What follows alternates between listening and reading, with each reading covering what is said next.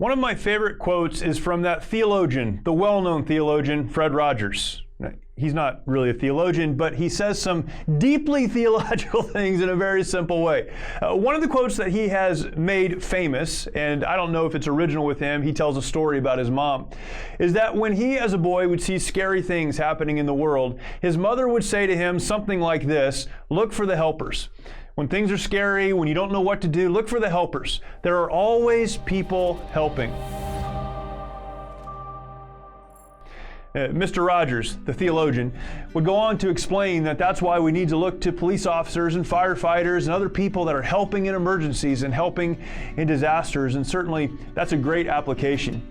I'd like to broaden that application, though, at a time when our world is scary.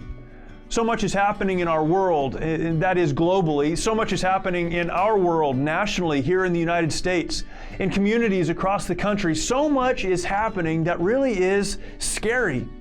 We don't know how to make heads or tails of so much of what's happening politically, what's happening in the health and science space, what's happening around us. We don't know exactly what to do or where to turn. And I would share with you the same advice that Mr. Rogers' mother gave to him.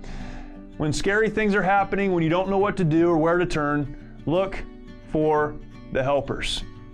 Now, to broaden this out today, I certainly support police officers and firefighters and other helpers. But to broaden this out, I believe as a Christian that when the world is scary, when things are out of control, when we don't know what to do or where to look, the helpers we should be looking for and the helpers that should be right up in front are those that claim to be Christians. Those that say they have a relationship with God through Christ. The Christian community should be the light in the darkness that so many of us are experiencing. We talk about hope. Where is hope found? How can we have hope when so much seems hopeless? We talk about faith in God, and that's where our hope begins. It's faith in God who is outside of our time and space. Because we have faith in God who's bigger than our circumstance, we can have hope, because that hope is found outside of what we're living right now. But the visible expression of that hope are those who have hope, Christians, whose faith is in God, who's outside of space and time, loving one another. Jesus, in fact, said to his disciples, "By this will all men know that you're my disciples. Here's how people will know that you follow me. When you have love one toward another." Elsewhere, we're told to be a light in the darkness. The Apostle Peter, he said we should always be ready to give an answer of the hope that is within us. Here's what hope should look like on this earth in the midst of so much that is scary and out of control. It should look like Christian people not buying into the hopelessness. Christian people having peace in the midst of the storm because we know the one who gives a peace that passes understanding. Should be Christian people not focused entirely on themselves inwardly as so many are, but focused outwardly because we know that we have a God who's bigger than it all.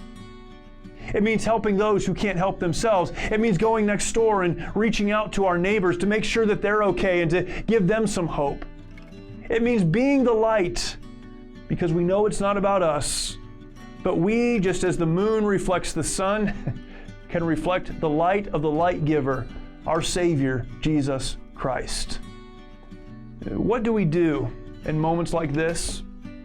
Well, I think we probably travel through despair of our own, hopelessness of our own, a lack of peace, a heightened anxiety.